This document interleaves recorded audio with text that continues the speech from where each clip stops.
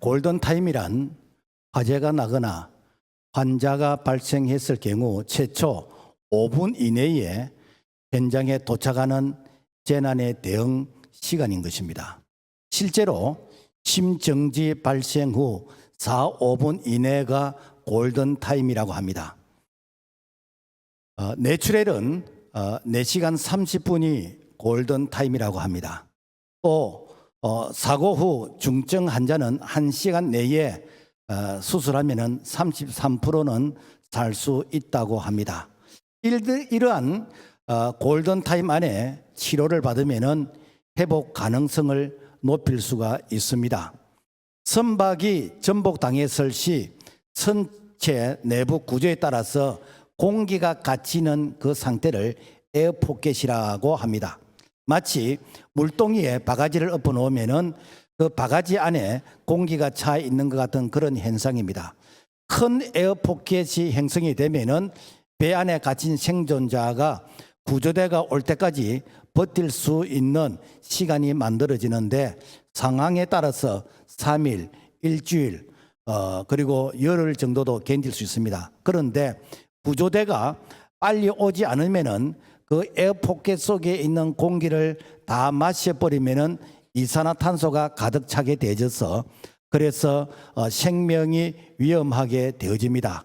이때 구조에 걸린 시간이 바로 골든타임이다라는 것입니다.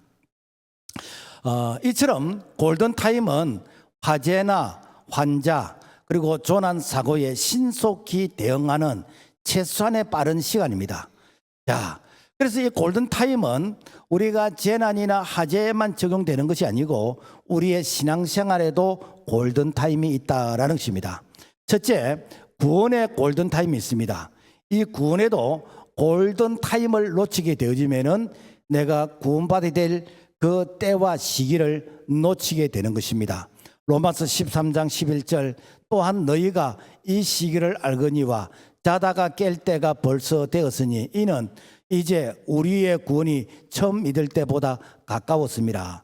이 말은 여기서 이 시기란 이 말은 카이로스 시간으로서 하나님의 시간, 즉 예수 그리스도께서 종말의 재림주로 오시는 바로 그 시간인 것입니다. 초대교회는 예수님이 자기 시대에 오실 줄로 알았습니다. 뿐만 아니라 우리의 구원이란 것은 바로 그리스도 재림 때에 구원이 완성되는 때를 말합니다. 지금은 서로 시기 질투 미워하고 그리고 불완전한 이런 상태에서 신앙생활을 하지만은 예수님이 오실 때에 모든 것이 회복되어지는 완전한 때가 바로 우리의 구원의 때인데 처음 믿을 때란 내가 세례받고 처음 이제 신앙생활을 설레는 마음으로 시작했는데 이것이 어느 날 갑자기 예수님께서 재림주로 오실 수 있다라는 그런 경각심, 그런 경고인 것입니다. 분명한 것은 그리스도 예수님께서 우리가 알지 못하는 그때에 재림주로 오신다라는 것입니다. 예수님께서 재림주로 지금 당장 오시지 않는다고 해서 그래서 어떤 사람들은 예수님의 재림에 대해서 그거 다 기독교인들이 겁주는 것이야. 그거 다 이렇게 루머 소문에 불과하다라고 하면서 이 예수님의 재림을 콧방귀에 끼는 그런 사람이 사실은 많이 있습니다. 그때나 지금이나 예수님의 재림에 대해서 사람들이 무감각해지는 그러한 사람이 많이 있다는 것이죠. 마치 늑대 소년과 같습니다. 이렇게 소년이 늑대가 왔다는 이 말을 사실은 거짓말로 했어요. 그래서 나중에는 실제 늑대가 왔는데 사람들이 또 거짓말일 것이야 라고 하면서 믿지 않는 것 같은 그런 모습. 그래서 예수님의 재림이 가까이 왔다 전했는데 2000년 동안 예수님의 재림이 이루어지지 않았습니다. 그래서 지금은 어느 누가 말을 해도 사람들이 긴장하지 않습니다. 어느 누가 말을 해도 사실 그 말을 곧이 듣지 않습니다. 분명한 것은 그 날과 그 시간은 우리가 모르지만은 예수님의 재림이 점점 마치 시간의 초침이 분침이 이렇게 지나가면서 하나님의 때는 오고 있다라는 사실인 것입니다.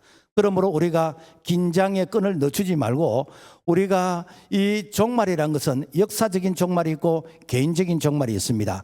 그래서 어느 누구도 역사적인 종말, 개인적인 종말, 이거는 카이로스 하나님의 시간이기 때문에 우리는 늘 깨어서 준비하는 자가 되어야 될 줄로 믿습니다. 성경은 우리에게 교훈해주고 있습니다. 고린도서 6장 2절 이르시되 내가 은혜 베풀 때에 너희에게 듣고 구원의 날에 너를 도왔다 하셨으니 보라 지금은 은혜 받을 만한 때요 보라 지금은 구원의 날이다. 여기서 지금은 신앙의 골든타임, 바로 현재라는 것입니다.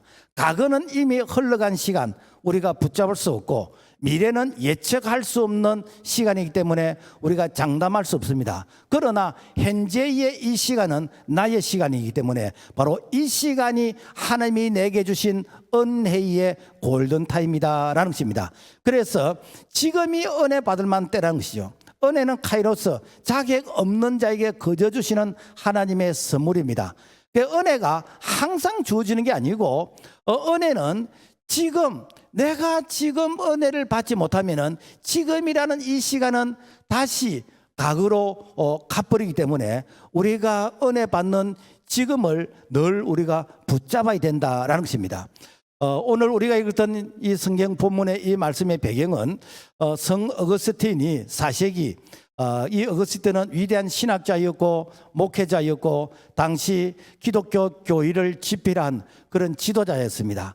그러한 자가 한때 이단의 만이교에 빠져서, 만이교는 뭔가 하면은 영과 육을 이렇게 구분하는 그런 이원론적인 그런 사고를 가진 자가 만이교인데, 그래서 이 만이교에 빠져서 영적으로 타락하고 또 음란의 세계에 빠져서 이런 방탕한 그런 생활을 하게 되었습니다. 그래서 어거스틴의 어머니 모니카가 10년 넘도록 아들을 위해서 눈물로 기도하는데, 그런데 이 아들이 이 방탕한 생활에서 빠져놓을 줄을 모르는 것입니다. 그래서 너무 마음이 안타까워서 존경하던 암브로스 이 대주교를 찾아가서 도움을 요청합니다. 주교님, 내 아들을 어떻게 했으면 좋겠냐고. 이때 주교님이 하시는 말씀이 너무 염려하거나 낙심하지 마십시오. 눈물로 기도하는 어머니가 있는 아들은 결코 망하지 않을 것입니다 라고 하면서 어머니의 기도가 헛되지 않다는 것을 위로해 줍니다. 한 번은 어거스틴이 밀라노의 정원에서 이제는 이렇게 쉬고 있는데 이 밖에서 아이들이 막 떠드는 소리가 들립니다. 아이들이 막 떠드는 소리가 들리는데 아이들의 그 소리 가운데서 집어 읽어라, 소위 말해서 들고 읽어라라는 그런 아이의 음성이 들리는 거예요. 그런데 이 아이의 음성이 그냥 단순히 그냥 아이들이 노는 소꿉놀이 하면서 노는 그런 목소리가 아니고 그 목소리 속에 하늘로부터 내게 주시는 그런 하나님의 음성처럼 들리는 거예요. 그래서 실제 성경을 펴서 내가 읽었던 그 말씀이 무엇인가? 오늘 우리가 읽었던 이 말씀이요. 같이 한번 읽어봅니다. 시작. 낮에와 같이 단정히 행하고 방탕하거나 술 취하지 말며 엄란하거나 호색하지 말며 다투거나 시기하지 말고 오직 주 예수 그리스도로 옷 입고 정욕을 위하여 육신의 일을 도모하지 말라. 로마서 13장 13절에서 14절 이 말씀은 이 어거스틴이 회심하는데 하나님께서 지금 이 시간 주신 바로 은혜의 말씀이 있다는 것입니다. 그는 76세를 살면서 서방교회 위대한 신학자였고 철학자였고 종교 지도자로서 오늘날까지 많은 신앙의 그런 교리적인 업적을 우리에게 남겨줬습니다. 중요한 것은 회심의 터닝 포인트가 있는데 그 터닝 포인트가 무엇인가? 바로 오늘 지금 이 시간이다라는 것입니다. 자, 그래서 이 구원이 바로 지금이 구원의 날이라는 것이죠. 은혜 중에서 최고의 은혜가 무엇인가? 구원의 은혜입니다. 현재는 은혜의 때인 동시에 바로 구원의 날이다라는 것입니다. 예수님이 이 세상에 오셔서 십자가를 지신 이후부터 종말 재림 때까지 이 구원의 이 기회는 계속해서 이렇게 우리에게 주어지는데, 그런데 이론적으로 보면은 우리가 예수님 오실 때까지 또 우리가 천국 가는 그 날까지 우리에게 구원의 기회가 주어지지만은, 그런데 이 구원의 기회라는 것이 어느 누구도 그 날과 그 시간을 우리가 알지 못하는, 다른 말로 하면은 예수님이 언제 재림하시는지, 내가 언제까지 사는지 아무도 모른다는, 우리는 5분 후의 일을 모릅니다. 그러니까 내가 오늘 구원받고 내가 오늘 은혜 받지 않으면은 어쩌면은 이 오늘이나 이 시간이 지나가 버리면 다시는 오지 않을 수가 있습니다. 그래서 오늘 지금이 무엇인가, 이것이 바로 하나님께서 내게 주시는 골든타임. 그래서 오늘의 이 시간을 놓치면은 다시는 내게 구원의 기회가 오지 않을 수가 있다라는 것입니다. 어떤 사람들은 아이고 목사님, 지금 내가 좀 바쁜 일 해놓고 내가 애 좀 다 키워놓고 내가 이렇게 사업 좀 성공하고 내가 이렇게 가정을 좀 다 이렇게 안정되게 해놓고 그때 내가 천천히 내가 이제 예수 잘 믿고 내가 주일 하겠습니다 라고 하는데, 그때라는 것은 안 올 수가 있습니다. 어느 식당에, 내일 우리 식당에 오시는 분에게는 음식을 공짜로 드립니다 라는 이런 큰 글씨를 이게 식당 이제 입구에 붙여놨습니다. 사람들이 내일은 공짜로 맛있는 음식을 준다니까 내일을 기다리면서 이제 식당에 갔습니다. 식장에 가서 약식대로 음식을 공짜로 달라고 했습니다. 그랬더니 주인이 다시 한번 읽어보고 오라고. 그래서 갔더니 내일은 음식을 공짜로 준다고. 그래서 그 내일이라는 것이 내가 갔더니 또 내일이고 또 내일이고, 내일이라는 이 말에 사람들이 쏘갔다라는 것입니다. 여러분, 우리가 이렇게 얘기하는 가운데서 우리가 내일 보자, 다음에 만나자, 이 말은 제일로 무책임한 말인 것입니다. 사람들이 별로 이렇게 관심이 없을 때 우리가 다음에 만나자, 우리가 내일 보자. 여러분, 그것은 사실은 내가 관심이 없는 그런 영양가 없는 그런 말입니다. 실제로 우리가 관심이 있으면은 매달 며칠 며칠에 어디서 만나자 이렇게 말하는 것이 책임감 있는 말이지, 실제 우리가 다음에 다시 보자 이 말은 제일로 책임감 없는 이런 말입니다. 자, 왜 그런가 하면은 내일과 다음이라는 것은 하나님이 주셔야만 있는 것입니다. 그래서 오늘만이 내 삶의 최선의 날인 것이요. 그래서 오늘 우리가 믿음으로 구원받고 오늘 구원받은 그 사람이 바로 내일이 영원히 우리에게 주어진 줄로 믿습니다. 자, 그 다음에 저출산의 골든타임이 있습니다. 최근 10년 사이에 한국 교회 주일학교 학생 수가 40% 줄었습니다. 그러니까 10년 전에 주일학생들의 그 수가 지금 비교하면 40% 주는 것이, 이것이 정상입니다. 2030이 되면은 주일학교가 90%가 줄게 되집니다. 그리고 2035년이 되어지면은 주일학교가 제로가 되어집니다. 이것은 통계적으로 그렇습니다. 그런데 이 코로나로 인해서 그 시기가 더 빨라지고 있다라는 것입니다. 최근 대한민국의 저출산 문제가 심각해지고 있습니다. 1950년 6.25 전쟁 당시, 그때 대한민국 인구가 2,500만 명이었는데 이 전쟁의 난리통에 1년에 신생아 이 출생이 60만 명이 태어났습니다. 지금 대한민국 인구가 5,200만 명인데 5,200만 명의 이런 인구 가운데서 한 해 신생아 출산율이 23만 명입니다. 그러니까 지금 대한민국의 인구의 반도 안 되던 그 시절 난리통에 6.25 전쟁 때도 60만 명이 태어났는데 지금 등 따시고 배부르고 그야말로 평안한 이런 가운데서도 그때의 3분의 1밖에 안 태어났다는 겁니다. 앞으로 50년 후 대한민국 인구는 3,500만 명이 되는데 그 3,500만 중에서도 이제는 절반 이상이 약 3분의 2가 60대 이후가 됩니다. 그러면은 그 젊은 세대들이 앞으로 양가 부모를 먹여 살리는, 부양해야 되는 그런 경제적인 부담과, 그리고 이제는 노동력이나 인력을 필요로 하는 이런 직장 가운데서 절대 다수가 이제는 부족하는 이런 현상. 그래서 대한민국은 망하는 길로 지금 가고 있다는 것입니다. 여러분, 오늘날 출산율이 0.7이고 서울은 0.59입니다. 여러분, 서울에 살지 마세요. 서울에 살면은요, 아기 안 나오는 것이 유행이 돼서 0.59밖에 안 됩니다. 거기다가 낙태율이 여러분 100만 명입니다. 정부는 지난 18년간 380조 원을 예산을 투입을 해서 이 저출산의 문제를 개선하려고 애를 썼지만은 전혀 개선이 되지 않았습니다.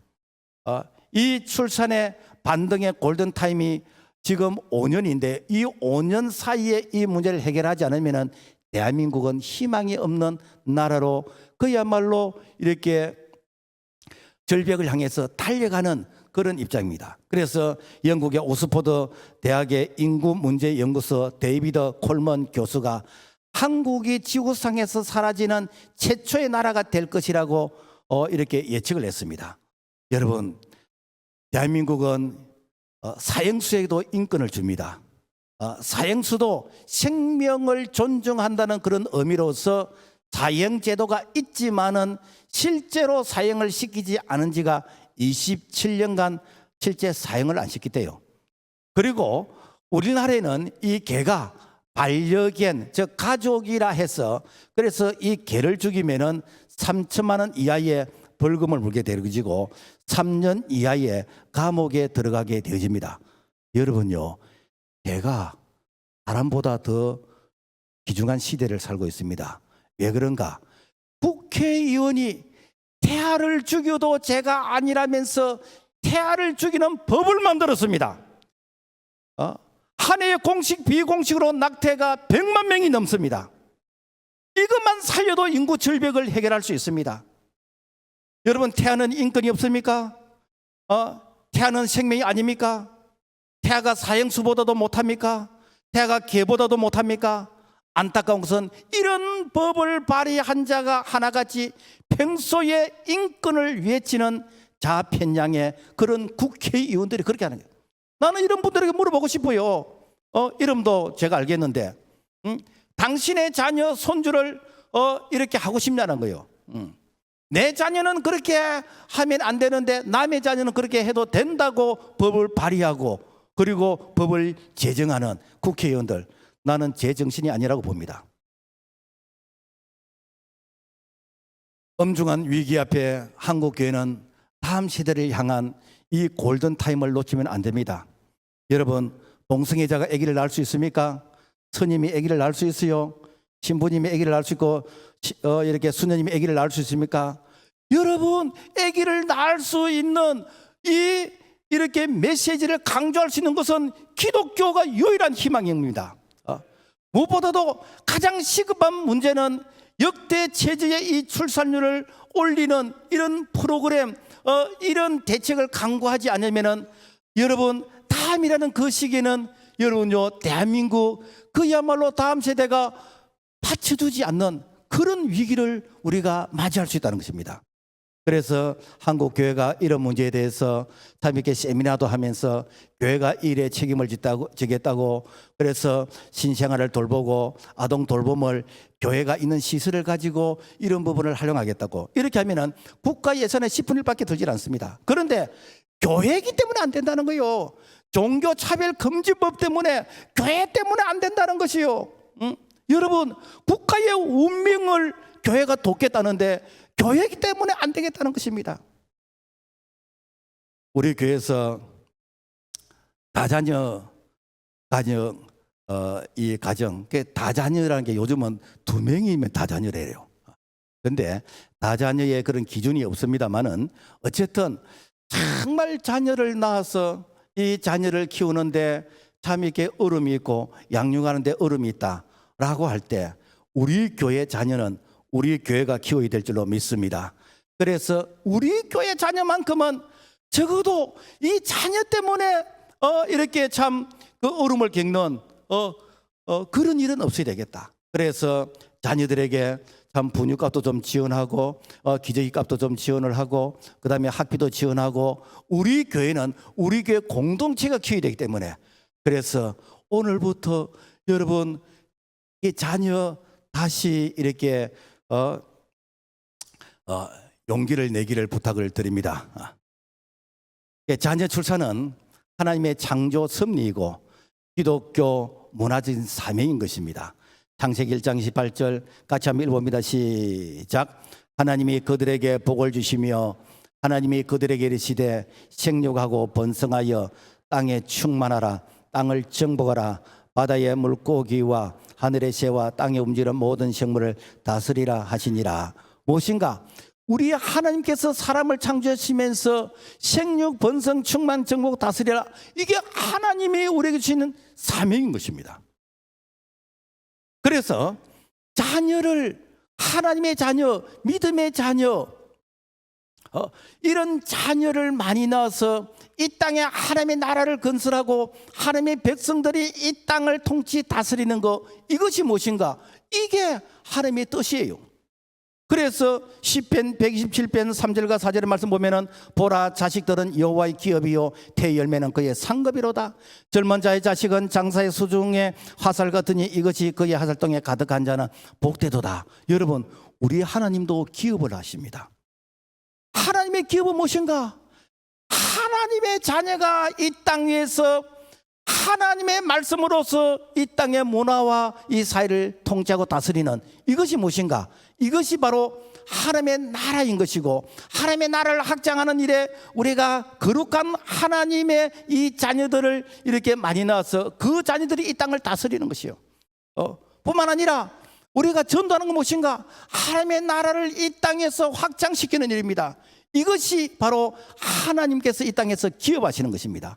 그래서 우리가 세상 기업도 잘 되면은 뭐 이렇게 근로자들에게 뭐 이렇게 월급도 많이 주고 뭐 여러 가지 복지나 이런 걸 하잖아요. 우리 하나님도 하나님의 이 기업에 동참해서, 그래서 육신의 자녀를 많이 낳고 그리고 영적인 자녀를 많이 낳는 자, 우리 하나님께서 궁창의 별같이 빛나게 하실 뿐 아니라 우리 하나님께서 반드시 이렇게 은혜를 주신다라는 것입니다. 그러므로 말미암아 우리가 하나님의 말씀에 순종해서, 그래서 묶인 것은 푸시고 닫힌 문은 여시고, 그래서 다시 우리가 한 명은 두 명, 두 명은 세 명, 다시 우리가 말씀에 순종하는 이 운동이 일어나기를 주님의 이름으로 축복합니다. 안 하는 사람 뭐예요? 순종이 제사보다 낫다고 했는데. 그래서 다음에 우리 청년들이 결혼할 때에 2명 이상을 낳겠다는 이 서약을 안 하면은 주례를 안 서주려고 제가 생각을 하고 있습니다. 자, 그 다음에 악법을 막는 이 골든 타임이 있습니다. 육신의 생명뿐 아니라 신앙생활에도 영적 골든 타임이 존재합니다. 이 영적 골든 타임을 놓치면요, 여러분, 한때 유럽의 교회가 기독교 이런 국가로서 참 신앙의 그런 찬란한 역사가 있었는데, 그 신앙한 찬란한 역사가 지금 가장 그야말로 바닥을 치는, 그래서 기독교 문화는 사라져버리고 이슬람 문화가 그 자리를 대신하게 되지는 이런 부끄러운 그런 교회의 역사가 되어졌다라는 것입니다. 여러분, 우리나라가 이렇게 복을 받게 된 거, 여러분 무엇 때문에 생각이 되십니까? 우리가 신앙적으로 접근하면은 1948년 대한민국이 건국된 이후로, 그래서 이 국회가 개원될 때에 당시 우리나라 기독교 인구는 2%밖에 되지 않았습니다.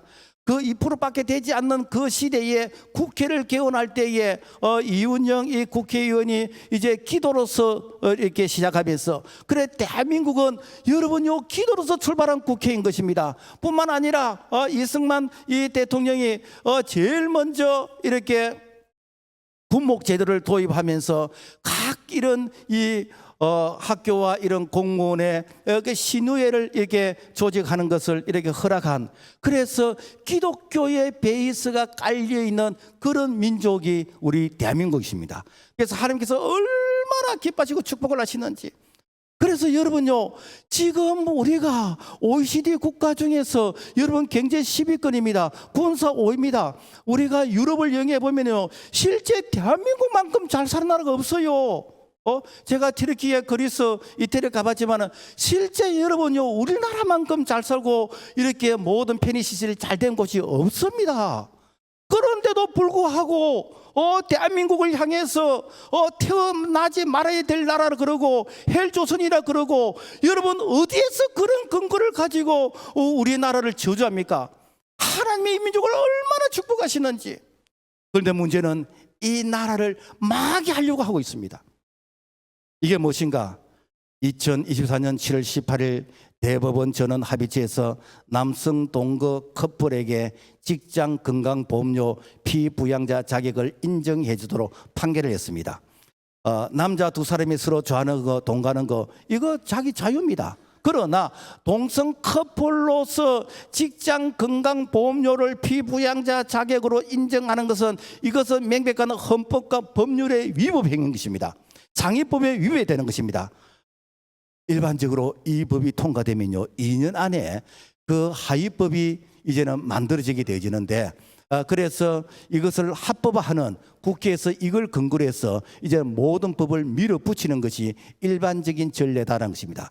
우리가 여기에서 아니오라고 이것을 막지 못하면은, 이 골든 타임을 놓치게 되어지면은 다시는, 우리가 이게 영상에서 보았잖아요. 캘리포니아에서 학부모들이 내 자녀를 이제는 그 국가의 법에 뺏겼다고.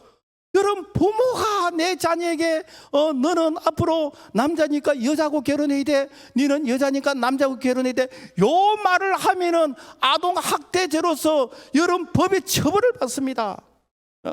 그리고 내 자녀가 부모의 동의 없이 이렇게 성전환 수술을 받는 거, 부모가 야단치면은 내 자녀를 빼앗아서 동성애 공동체에 거기에 아이들을 집단으로 모아놓고 부모로부터 간섭으로부터 이제는 차단시켜 버린 것입니다.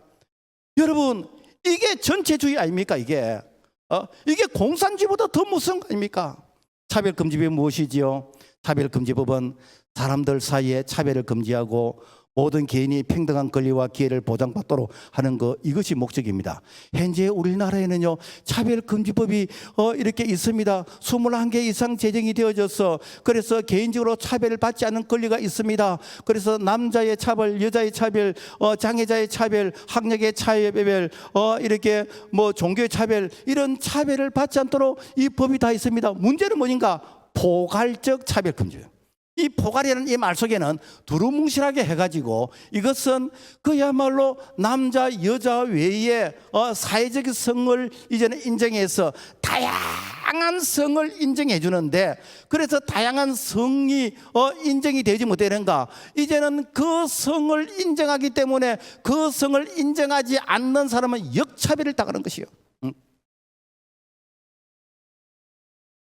국회의원이 이 법을 끈질기게 통과시키려고 그래서 약 한 17년 동안 계속해서 이 법을 통과시키고 끈질기게 이렇게 발의를 하고 그런 행편 가운데 있습니다. 여러분, 이 법이 통과가 되어지면은요, 여러분 내 자녀 군에 보내면은 군에 가서 동성애를 의무적으로 이렇게 하는 그런 이제 사회 속에서 살게 되는 것이고, 내 아이가 학교 가면은 학교에서 선생님이 동성애를 가르치게 되는 것이고, 안 가르치는 선생님은 해고되는 것이고, 그리고 그것이 잘못됐다고 하면은 잘못됐다 말하는 그 사람이 이제는 차별을 당하는 것이고, 그래서 오늘 내가 비가 오고 날씨가 좀 이렇게 조금 내 마음을 산란하게 한다. 나는 오늘 여자하고 싶다. 그럼 여자 목욕탕에 가는 것이고, 나는 오늘 날씨가 좋고 그래서 나는 오늘 남자하고 싶다. 그러면은 남자 이제 뭐 화장실을 쓴다든지, 그래서 벌써 지금 한국의 대학에 이제는 남자 여자 화장실을 구별하지 않고 공통으로 쓰는 이런 화장실이 생겼습니다.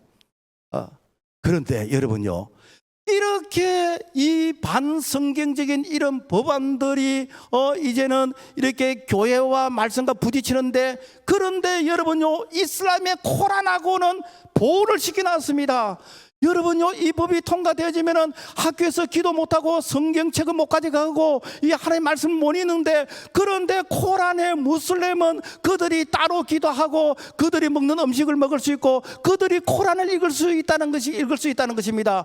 여러분요, 이것이 여러분은 어떻게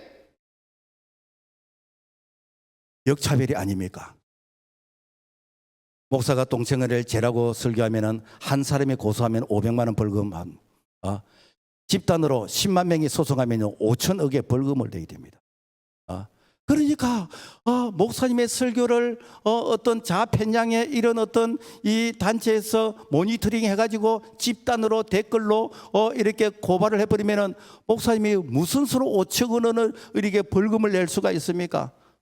결국에는 뭐진가? 목사 감옥에서 이제는 나오지 못하고 파면시키는 거 아닙니까? 그러니까 교회에 마스크를 씌워놓는 것입니다. 아이들이 부모 동의 없이 성전환을 결정하는데 부모가 반대하면은 이것이 이제는 아동학대죄로서 내 아이를 이제는 격리시켜 버립니다. 일반인들이 이렇게 이것은 잘못됐다라고 시위를 하면은 법으로서 처벌을 받습니다. 여러분, 이게 역차별 아닙니까? 차별금지법을 받아들였던 이 유럽의 영국과 이 독일, 한때 기독교 국가였잖아요. 그 나라가 지금 기독교 지금 인구가 1%, 1.2%로 떨어졌어요. 여러분요, 지금 현재 우리나라의 중고등 학생들 당신은 이렇게 기독교인인가라는 설문조사에 실제로 이 아이들이 점심 때 기도하고 밥을 먹으면서 나는 기독교인입니다 라고 말하는 아이가 얼마 된 줄 압니까? 2 내지 3%입니다. 여기에다가 여러분요, 포괄적 차별금지법까지 이게 굴레를 시합하면 우리 아이들 1% 예를 떨어져 버려요. 우리는 지금 보신적 이렇게 신앙생활을 하면서 우리 시대는 한 10년 뭐 턱걸이 하면서 지나갈 수 있는데 우리 다음 세대는 없어져 버립니다. 여러분, 1200석 들어가는 이 예배당에 우리 아이들이 10명 앉아있다고 가장 이게 상상을 한번 해보세요. 이게 저주 아닙니까? 이게 비극 아닙니까? 이런 날이 설마 하는데 이것이 지금 현실로 유럽과 지금 미국에서 이루어지고 있다는 것입니다.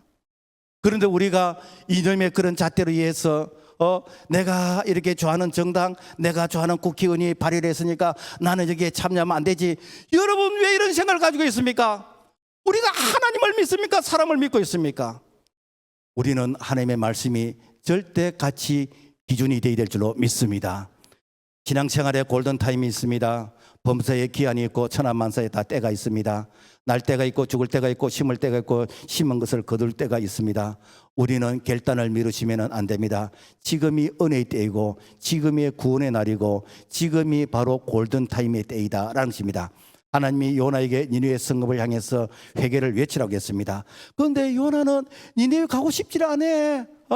이 니느웨는 그야말로 이스라엘을 괴롭히는 그런 나라였어.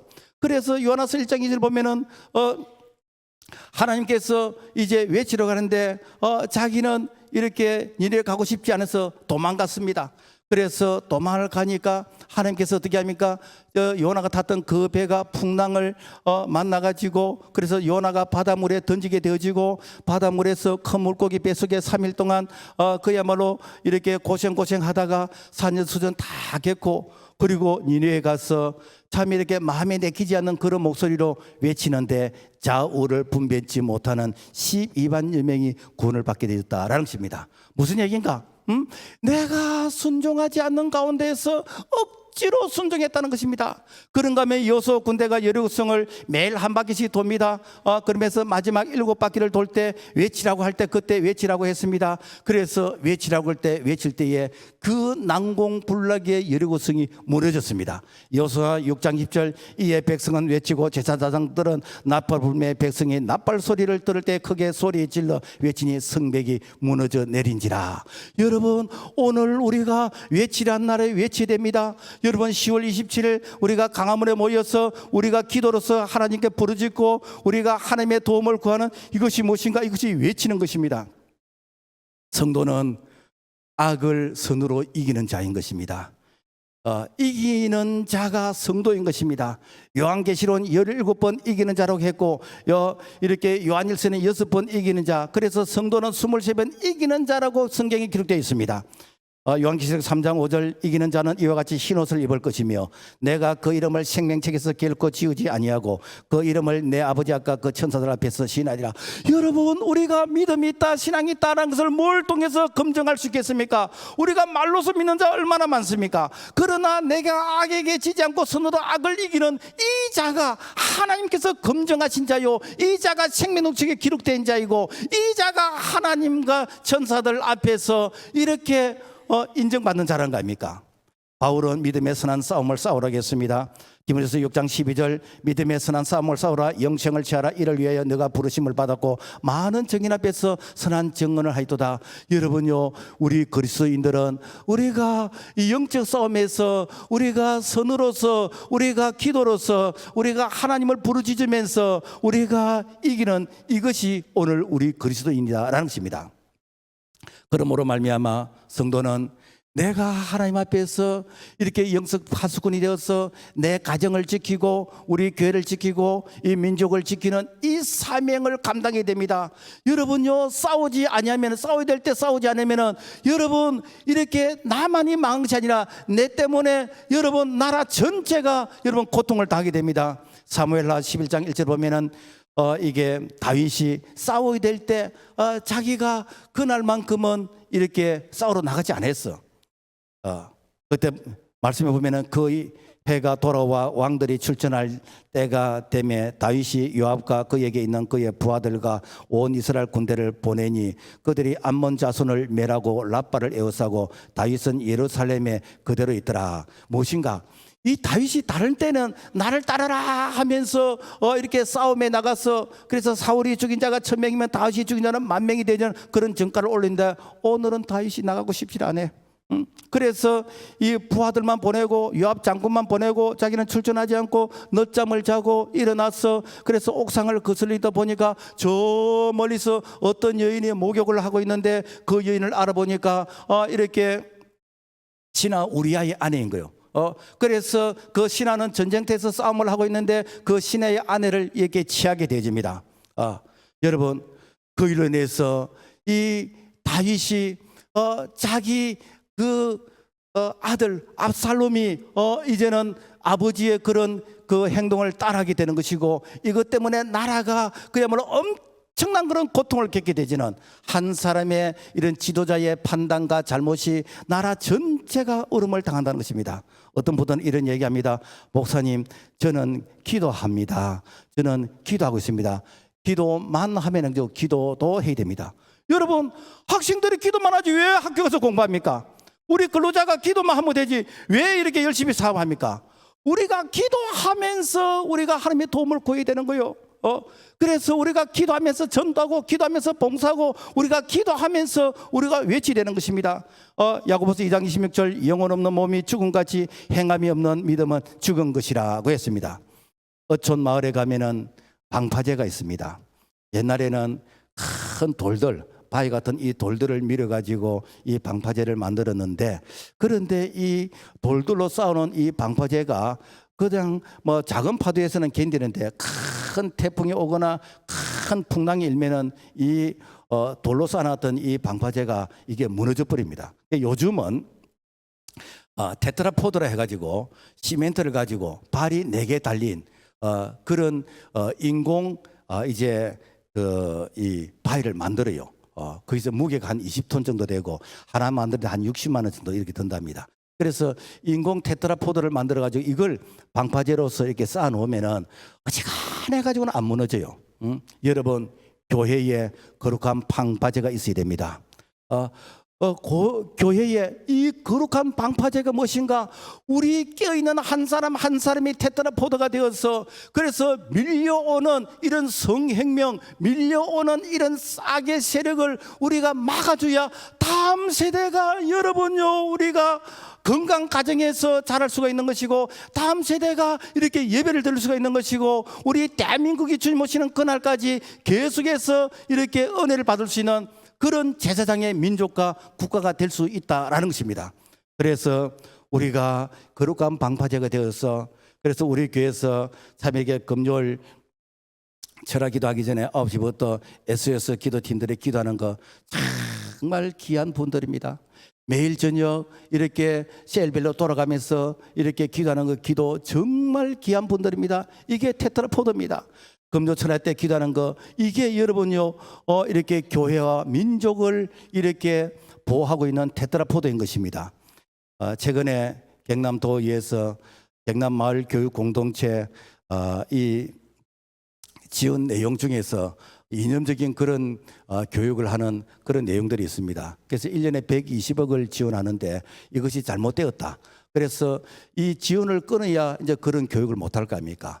그래서 뭐 우리 교회만 나간 것은 아니지만은 우리 교인들이 많이 참여해서 잘 이것을 이제는 부결시킴으로 사실 우리가 이렇게 풀뿌리 교육 가운데서 잘못된 한 뿌리는 차단하는 이런 일에 우리가 참여하게 되었습니다. 이런 것들이 무엇인가? 우리가 선으로서 악을 이기는 것입니다.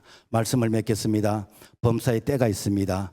골든타임의 때를 놓치면은 나중에는 땅을 치고 후회해도 그때는 소용이 없습니다. 깨어있는 자는 때를 놓치지 않습니다. 그래서 참 우리가 영적으로 분별력이 있는 영적 파수꾼이 되어서 그래서 지금의 때를 우리가 놓치지 말고 그래서 10월 27일은 종교개혁 507주년 때인데 우리가 함께 모여서 우리가 하나님의 도움을 구하면서 하나님 이 나라 이 민족을 지켜달라고 우리의 가정을 지켜달라고 우리의 교회를 지켜달라고 우리 하나님께 부르짖는 그런 믿음의 사람이 될 수 있기를 주님의 이름으로 부탁을 드립니다. 하나님 아버지 감사합니다. 범사의 때가 있습니다. 지금은 자다가 깰 때요, 지금은 기도할 때요, 지금은 하나님께 부르짖을 때인 줄로 믿습니다. 하나님 아버지 정말 나팔 소리를 분명하게 내지 못하면 어떻게 전쟁을 준비하겠습니까? 오늘 우리 모두가 깨어있는 한 사람 한 사람이 되도록 도와주시옵소서. 예수님 이름으로 기도합니다. 아멘.